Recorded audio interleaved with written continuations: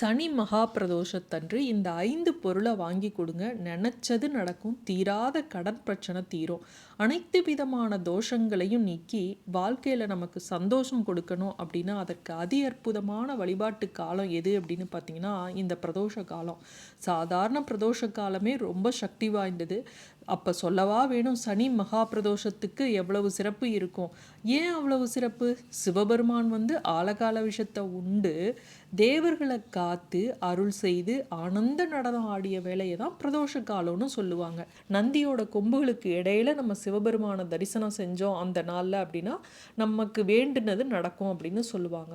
ஜாதகத்தில் எந்த கிரகம் சரியில்லைனாலும் சரி, எந்த திசை நடந்தாலும் சரி, வாழ்க்கையில் என்ன கஷ்டமாக இருந்தாலும் சரி, இந்த சனி மகா பிரதோஷத்தன்று சிவன் ஆலயத்துக்கு சென்று வழிபட்டீங்க அப்படின்னா உங்களுடைய அனைத்து கஷ்டங்களும் நீங்கிடும்.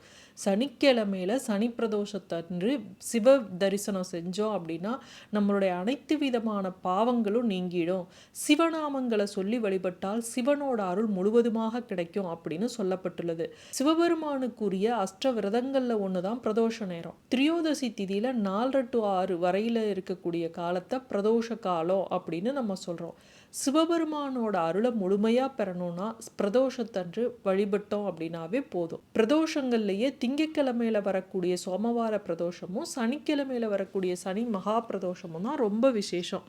அதுலேயும் சனிக்கிழமையில வரக்கூடிய பிரதோஷத்தை சனி மகா பிரதோஷம்னு சிறப்பித்து சொல்வோம். ஒரு சனி மகா பிரதோஷத்தன்னைக்கு விரதம் இருந்து சிவனை வழிபட்டோம் அப்படின்னா 5 ஆண்டுகள் சிவபெருமான் கோவிலுக்கு சென்று வழிபட்ட பலனை நமக்கு கிடைக்குமா.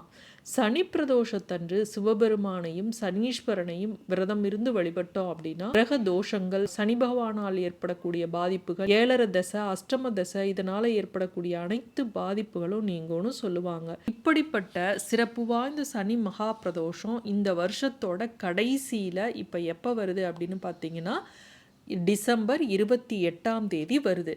இது ரொம்ப விசேஷமான பிரதோஷம். இந்த பிரதோஷத்தன்று அதிகாலையில் எழுந்து நீராடி நெற்றியில திருநீர் பூசி சிவநாமங்களை உச்சரித்தபடி இருக்கணும். பகல் முழுவதும் தண்ணி மட்டும் குடிச்சிட்டு விரதம் இருக்கணும். முழுசாக உபவாசம் இருக்க முடியல அப்படின்னா பால் பழம் இதை மட்டும் சாப்பிட்டுட்டு விரதம் இருக்கலாம். மாலையில் சிவன் கோவிலுக்கு போய் நந்தி தேவரையும் சிவபெருமானையும் வழிபட்டுட்டு வந்த பிறகுதான் அங்கே தரக்கூடிய பிரசாதத்தை சாப்பிட்டுட்டு விரதத்தை நிறைவு செய்யணும். இல்லை அங்கே பிரசாதமே கிடைக்கல, கும்பலில் என்ன செய்யறது அப்படின்னா அதற்கு பிறகு நீங்கள் வீட்டில் சாப்பிட்லாம். இந்த நாளில் இந்த 5 பொருட்களை சிவன் கோவிலில் நடக்கக்கூடிய பிரதோஷ பூஜைக்கு நம்ம வாங்கி கொடுத்தோம் அப்படின்னா கேட்ட வரங்கள் கிடைக்கும், நினச்சது நடக்கும். அது மட்டும் இல்லை, உங்களுக்கு தீராத கடன் பிரச்சனை இருக்குது, ரொம்ப கடன் கழுத்தை நெருக்கிது அப்படிங்கிறவங்கெல்லாம் இந்த பொருளை வாங்கி கொடுத்தீங்க அப்படின்னா உங்களுடைய கடன் பிரச்சனையானது தீரும். பிரதோஷத்தின் போது நந்திக்கு நடக்கும் அபிஷேகத்துக்கு நம்ம என்ன பண்ணணும், இளநீர் கண்டிப்பாக வாங்கி கொடுக்கணும். எப்பவுமே பசும் பாலை விட சிறந்த ஒரு பொருள் இல்லை. அந்த பசும் பாலை வாங்கி கொடுக்கணும், தயிர் வாங்கி கொடுக்கணும். இந்த பொருட்களால் நந்திக்கு அபிஷேகம் செய்யும் போது அவரோட உடல் எப்படி குளிருமோ அதே போல் நம்முடைய வாழ்க்கையில் இருக்கும் துயரங்களும் செழிப்படையும். இப்போ 3 பொருளை பார்த்தாச்சு. நந்திக்கும் சிவனுக்கும் நடக்கும் அர்ச்சனைக்கு வில்வம் வாங்கி கொடுக்கணும். இப்போ 4வது பொருள் பார்த்தாச்சு. அடுத்தது 5வது பொருள் அபிஷேகம் அலங்காரம்லாம் முடிஞ்சப்புறம் சிவனுக்கு பூக்கள்ல அலங்காரம் பண்ணுவாங்க இல்லையா. இப்போ நீங்கள் தாமரை பூ வாங்கி கொடுங்க. பொதுவாக தாமரை பூ அப்படிங்கிறது எல்லா தெய்வங்களுக்கும் உரிய பூ, சிவனுக்கு விருப்பமான மலர்கள்ல ஒன்று. இந்த சனி மகா பிரதோஷத்தன்று எந்த பொருளை நம்ம வாங்கக்கூடாது அப்படிங்கிறத தெரிஞ்சுக்கலாம். பொதுவாக இரும்பு அப்படிங்கிறது சனி பகவானோட ஆதிக்கம் மிக்க பொருள். இரும்பு சம்பந்தப்பட்ட பொருட்களை அன்றைய நாள் கட்டாயம் நம்ம வாங்கவே கூடாது. ஆனால் சனிக்கிழமையில இரும்பு பொருட்களை கோவிலுக்கு தானமாக நம்ம கொடுக்கலாம். அப்படி கொடுப்பதனால எந்த தவறும் இல்லை. ஆனால் நம்ம வீட்டுக்கு வாங்கிட்டு வரக்கூடாது.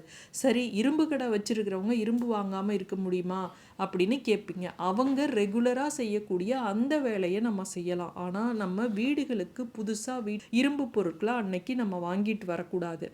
அதே போல் அந்த சனி மகா பிரதோஷத்தன்று ஏன்னா சனிக்கிழமையில வர்றதுனால எண்ணெயை கடையிலிருந்து நம்ம வாங்கிட்டு வரக்கூடாது.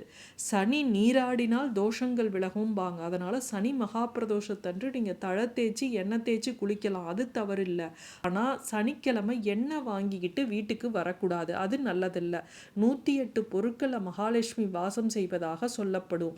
அதில் உப்பு முதன்மையானது. அந்த உப்பை எப்பையும் வெள்ளிக்கிழமையில வாங்கினாதான் நல்ல பலன்களை கொடுக்கும்.